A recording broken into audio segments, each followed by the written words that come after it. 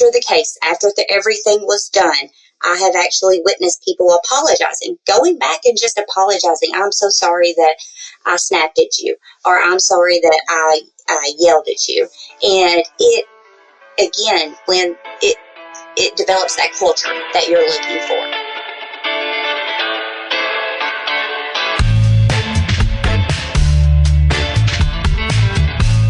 Clock in, scrub up, and join us behind the red line. You're listening to First Case, a perioperative podcast bringing you exciting interviews, engaging discussions, and innovative solutions that are changing the way patients receive surgical care.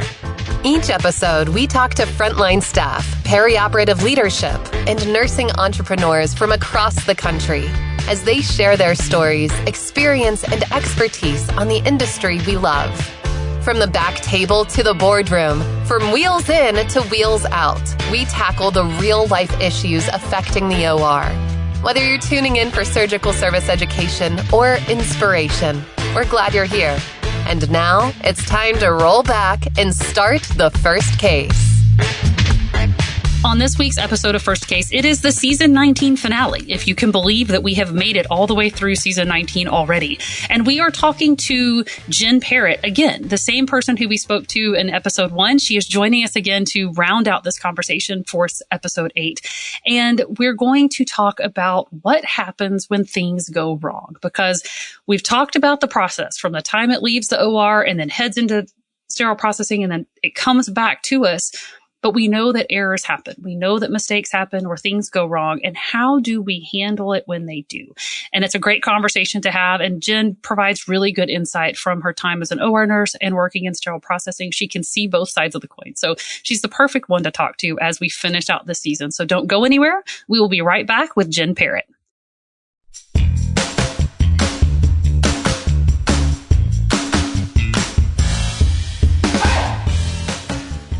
From the studios of Healthcare HQ, you're listening to First Case.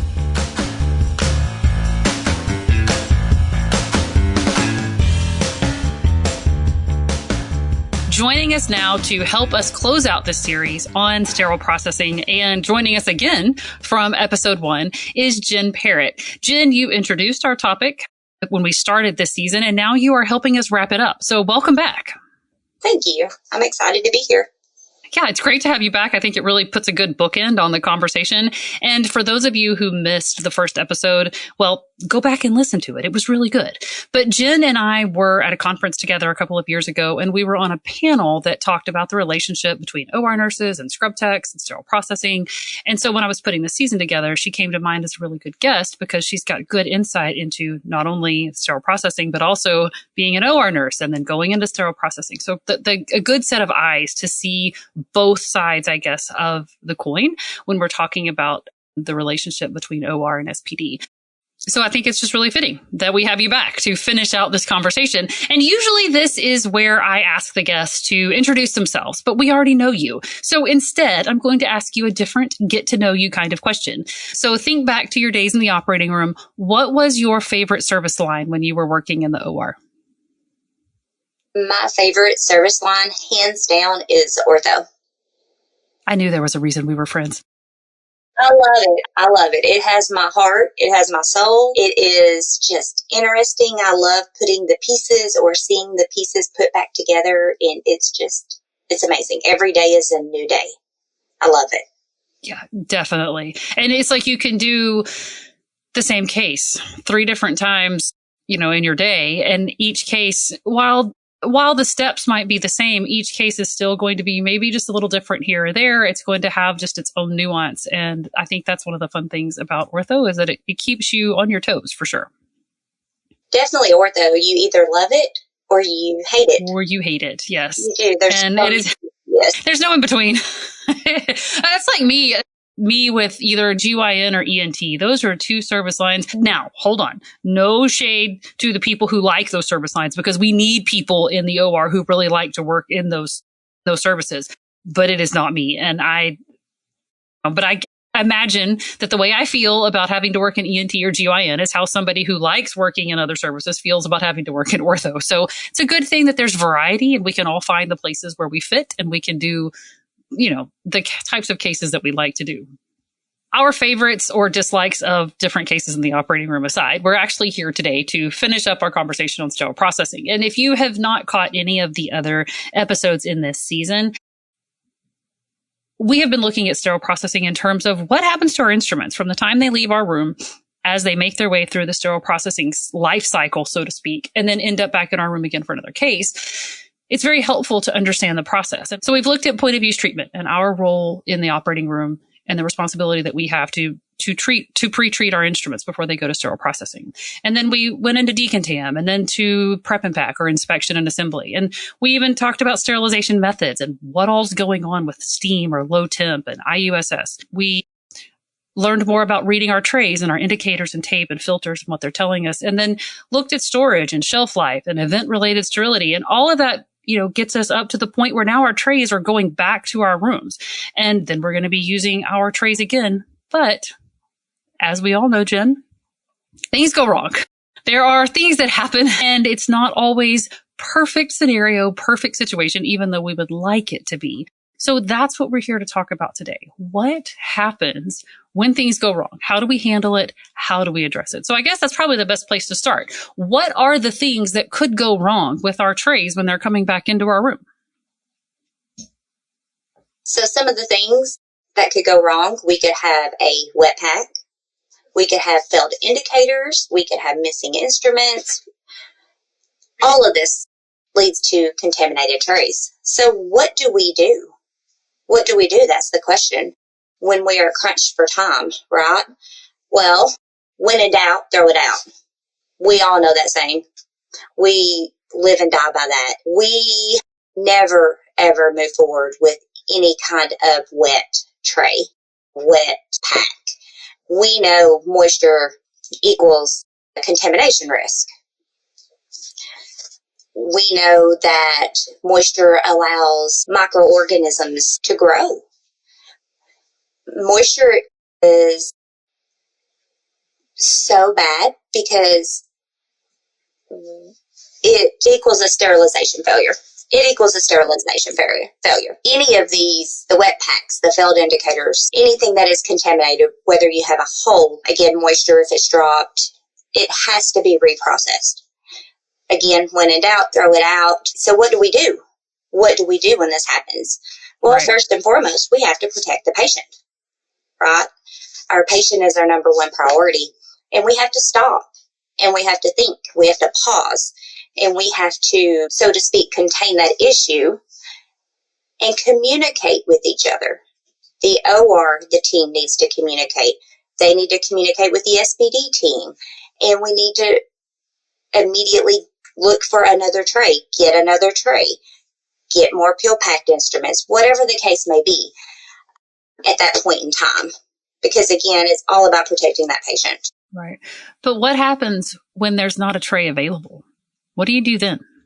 So what I will say to that is that you have to follow your facility's policies and procedures. Every facility looks a little different. And what stage is the patient in the OR? Are they on that operating room table?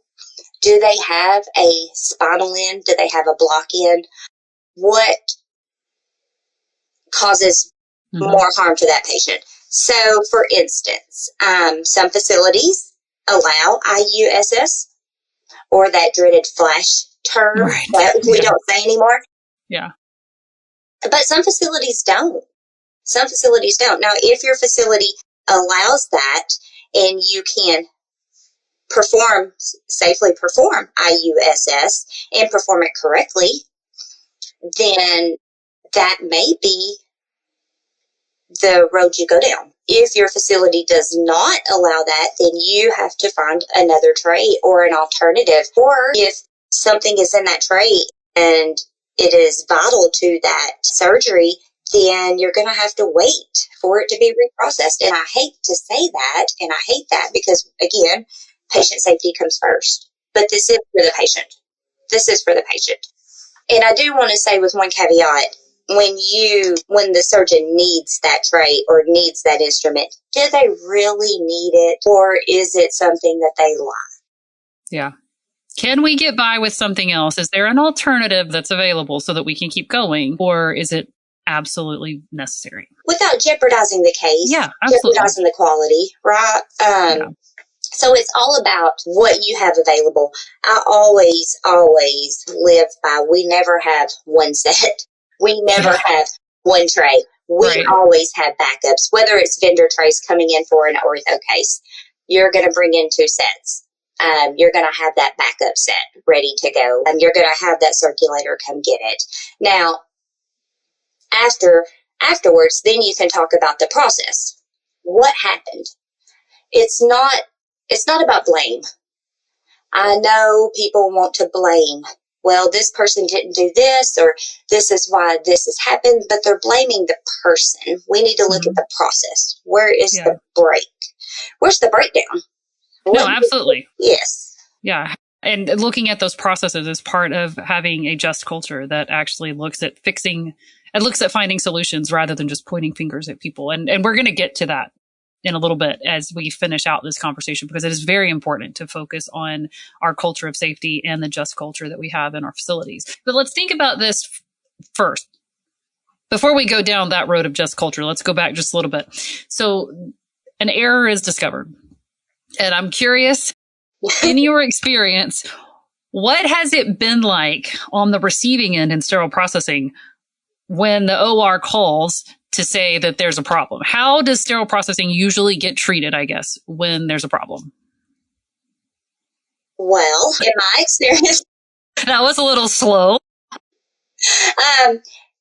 I guess it depends, right? How big is the issue? How big is the issue? Did you have to break down the whole back table? Did you have to delay the whole case? Is it a small issue that is immediately correctable, or is it a larger issue? However, like I said, unfortunately, when tensions are high, people get frustrated and people can say things that they don't necessarily mean in the heat of the moment. And so the OR will call and they may say, hey, you didn't do this or you didn't do that, when we don't. They don't necessarily who did it. Yeah, they can be aggressive. I'll say it for you. They can call and be very aggressive. I'm trying. It's the truth. I mean, it's not, that doesn't make it okay, but it's just reality that in the heat of the moment, when we're stressed and we're trying to turn over and all of a sudden our tray has a problem in it, we call to the sterile processing department and we lash out at the poor soul who answers the phone. And it might not be their problem at all. It might be their first day and they just got there and they just happened to pick up the phone. And it's part of that human nature of just stress and frustration, and it comes out of our mouths. And I know that you have dealt with that in your time in sterile processing. In the OR, you're dealing with so much. I mean, that patient is probably on the OR table. The surgeon is standing there tapping his foot. Breathing down your neck. Breathing down your neck. And you want to provide that safe quality care for your patient. So you know what you need to do, but it's stressful. It's stressful. Yeah, it is. And like you said, people can be a little aggressive. Yeah. So, and we know this, and it's something that we laugh about now because we're not in a stressful situation, but we have experienced it. And those of you listening have experienced it, and you've probably done it as well, just because, once again, when we're stressed, things sometimes come out of our mouths a little bit more aggressive than we intend for them to. But let's think about this in a non-stressful situation as we're sitting here talking about it on a sunny day, off, not at work. What is going to be the best way to handle that situation? Putting the stress aside and the frustration that comes along with it, because we know all of that is going on. But in the moment, the person on the other end of the phone is still not the problem. We just need to communicate the problem so that we can get a solution.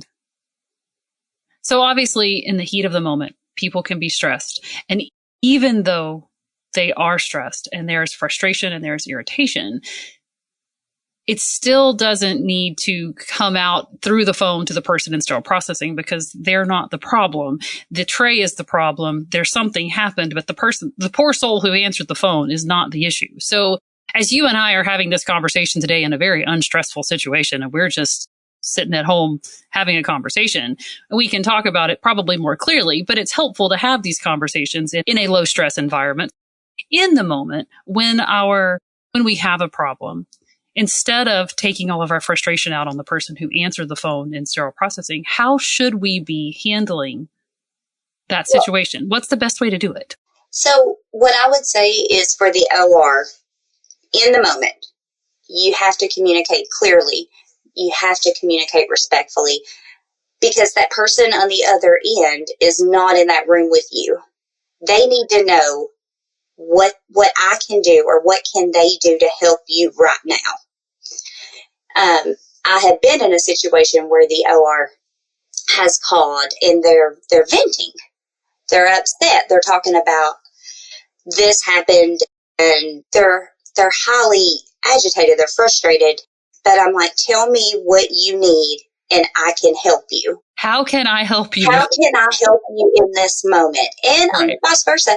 I have talked to my team, my sterile processing team, and told them that I've explained the situation to them. The OR, when they call, they are not really blaming you. They're not. They're very frustrated. They're in a high tense, high stress environment. And sometimes they don't know how to communicate effectively. So ask them, what can I do to help you? What can I do to help you?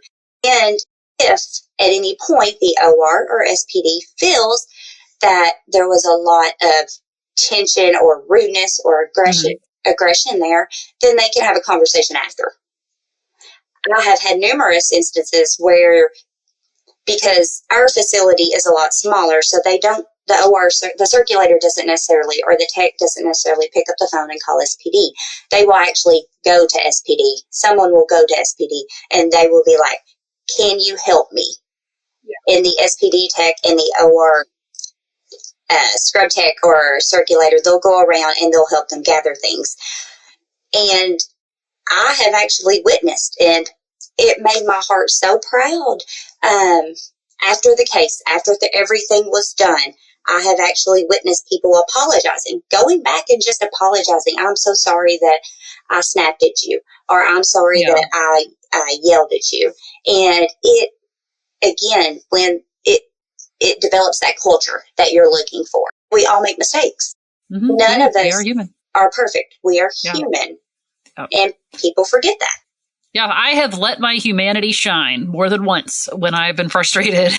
And I've, run up, because at my facility too, we have what's called an OR liaison, which is a person who is like a go-between between the OR and sterile processing, who we can call, who will bring us trays, who will get us extra instruments or peel-packed items or whatnot. And it's great. But there's, one or two of them throughout the shift, and there's multiple ORs going. So sometimes it's just faster just to go over to run up to SPD and do it ourselves and whatnot. And then, but also when I was team leader for orthopedics, I was in sterile processing all the time because we would have tray issues and I would run and go get something different and, just help out my rooms. But there's been a couple of times that stress, that frustration, that irritation, it's not directed necessarily at anybody. And yet it comes out at everybody because you're just stressed. And yeah, I've had to apologize for some spicy words that I might have dropped in the department, not really at anybody, just in frustration. I'm like, oh, I'm sorry, that was not appropriate. And I think that's part of, having the right culture is being able to say, yeah, I'm sorry, I screwed up. I should not have said that, or, I shouldn't have, been rude or whatever. And it's good that we can encourage that kind of behavior. Absolutely. It is amazing to me how many times, or how little, I guess, sorry goes a long way. It goes a long way. If you know you were wrong, in the wrong, say you're sorry. Just say you're sorry and mean it, and treat each other with that respect, with empathy. And just explain, hey, I was not frustrated with you. It was a high stress. I mean, it doesn't make it okay. No, it doesn't. We're human. Again, we're human. And we commit to do better. Yes, we try to do better. So just just acknowledge it and say sorry. Yeah, for sure. We're all one team. We're all Right. there for that patient. Yeah, absolutely. All right, so let's think about it from the flip side then. In sterile processing, we've talked about the OR, and I feel like we're just throwing a lot of shade at the OR, and we're not. It's just the part that I'm really familiar with because I know what happens on that side of it. But on the sterile processing side, you've talked about encouraging the staff to, hey, how can I help? What can I do to make it better? How can I help you get what you need? And those are very good approaches just to customer service, right? To how we take care of others and provide what they need. But what else is going on? Like when there's an error that gets reported to sterile processing, is there like follow-up that's done or tracing or tracking so that like maybe trends can be followed? Absolutely. This is where your sterile processing department managers, this is where your quality team really shines. Is there, like you mentioned, is there a trend? Do we need to look at that? Do we need to look at re-educating our staff? Are they meeting all their competencies? So it goes back to education. Is it a trend where we need to look at our equipment? Or is it something that our equipment is failing? Do we need to look at changing a process? If something keeps happening, it's not generally a people problem. I mean, it can be, and so we address that. But it's usually a breakdown in our process. It is really important to have those strong reporting systems, incident reporting systems. Staff need to be encouraged, SPD, OR, to fill out those incident reports. I encourage my staff to do that. And it's not to get anybody in trouble. Everybody is scared to death to get in trouble. But it's to follow the process. What went wrong? What can we make better? Because everybody wants to be the best of the best. Right, yeah. Are we completing our logs? Are we doing all the things? Are we following our infection control? But this is where the data really, really shines. And we can make improvements with that, with using that data. And not just opinions, right? It is, right. We need that data. We need those really strong tracking reporting systems to be able to find out, to get to the root cause of the problem and make meaningful changes. Yeah. And I think that leads us into the next part of this when it comes to culture of safety, just culture. And like you said, people are so afraid of getting in trouble. They don't want to say anything because they don't want it to come back on them, or they don't want somebody else to be punished because of an issue. But if we don't know about the problems, if we don't know about the issues, then we can't fix them. And if we can't fix them, then it can't get better. And so let's spend the last bit of this conversation, I guess, really talking about how we can make it better and what are the things that we can do to improve not only our relationship between OR and SPD, but also that culture that says, hey, let's tackle this problem and let's fix it. Let's not point fingers. Absolutely. Again, we need to focus on the system, not on individual blame. I feel very strongly about that. We need to encourage that reporting without fear. Staff, OR staff, SPD staff, they need to feel comfortable speaking up without fear of retaliation. Mm-hmm. We need to know what failed in the system to be able to fix it. Communication is everything. It is everything. One side note, side rant, one of my pet peeves is, well, this has been like this forever. I'm like, well, did you report it? We can't fix something if we don't know. Exactly. And they're like, well, I meant to. And I'm like, well, that doesn't help anything. That doesn't help if you don't do it. Communication is everything. Again, that incident reporting system, I don't know if everybody utilizes one. They should. Yeah. They should. And all staff should be trained on how to use it, how to enter it, and not just your nurses, but SPD, as scrub techs, surge techs. Encourage them to put incidents in if there's issues. Encourage that so we can follow it back, we can track it. And then the human element of it. Again, back in episode 1, I talked about you really need to get your SPD people into the OR. And then your OR people into SPD. Definitely. It forms a culture. It puts a face to a name. And it just gives you that solidarity. It really solidifies that, and it allows them to be a team, because when you put a face with a name, it opens up that human connection. It opens up that human connection. And then that OR individual feels like, hey, I have somebody I can go to. I know this person. They're going to listen to me. But it is very important to cross-train. Or maybe not cross-train is not the word, but to get them to experience. Yeah, cross-exposure, right? Exactly. That's a lot better. Cross-exposure. But that is so important. And I know many times people are like, Jen, we just don't have time. We're short-staffed. Summer's coming up. People are on vacation. Doctors take vacations. Send them in there. Right. Yep. Vice versa. Send them in there. Get some exposure. We actually had a new hire this week. Guess where she has been all week? She's a surgical tech. And so she has been in SPD, learning to put together trays, learning instruments, learning how to troubleshoot. We actually have a policy in place that we can perform IUSS in a pinch, in an emergency. Yeah. So we are teaching her about all of that. It is so important. Education is so important. And you've got to get that culture. You've got to start with staff meetings, huddles, getting both sides on one team instead of playing on opposite teams, because we're all there for the patients. No, absolutely. And we all want to do a good job at the end of the day. Definitely. And I think the more that our employees use our tracking systems or our incident reporting systems, and the more that they see that, hey, we're using this information to change processes, to make things better, and not using it to find out who did it and people getting in trouble, then the more they will actually come to believe that, hey, maybe this really is just to improve a process and it's not to pass blame.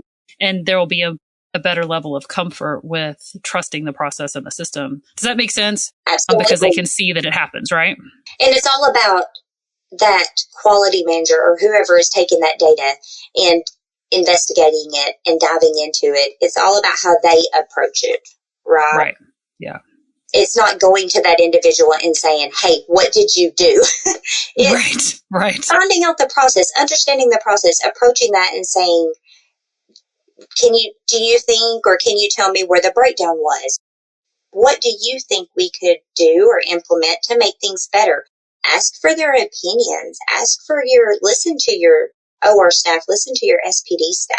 They will come up with some really great ideas. Yeah. Give them a voice. Absolutely. And then put their suggestions into practice when possible. It really is very empowering to people to see that they can affect change and that they can make a difference. But this is the kind of conversation that's helpful to have, to see that, yes, things will go wrong, that things are going to go wrong. We're human. It's going to mess up, and we're going to mess up in our process for dealing with the mess ups.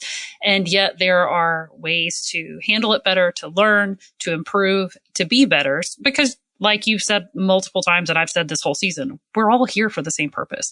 And so if we can all get on the same page and work together and really improve our communication between departments, we're just going to make the care that we provide for our patients that much better. So Jen, thank you for helping round out this season, for bookending the conversation and coming back. It's always a pleasure to get to talk to you and to hear your insight into sterile processing. So thank you. Thank you.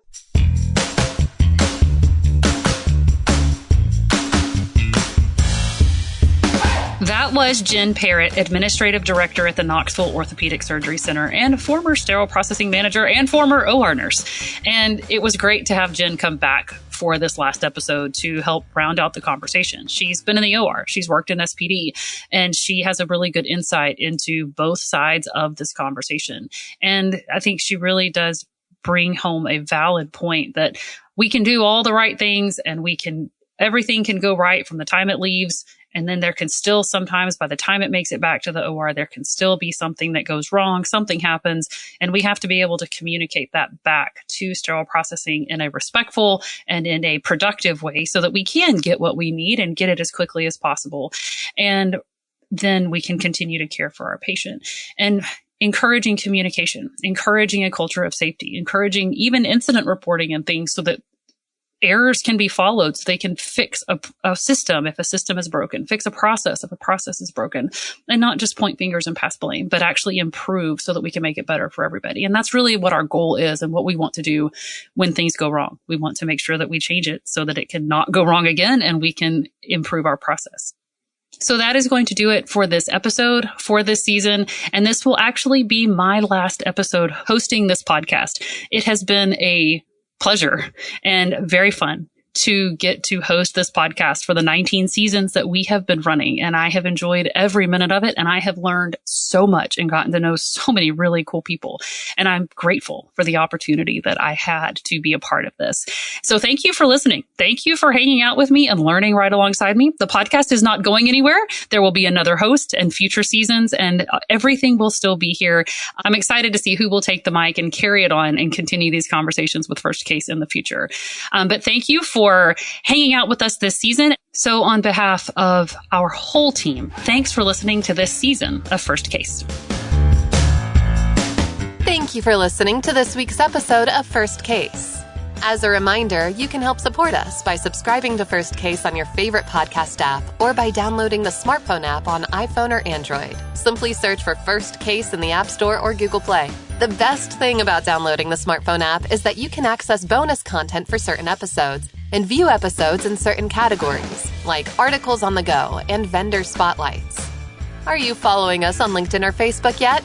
If you are and you love an episode or post, then let your social network know about it. Like, comment, or share our posts along with your thoughts and keep the conversation going. If you have any topics or guests that you would like to recommend for a future episode, just send us an email to info@firstcasemedia.com. We look forward to hearing from you.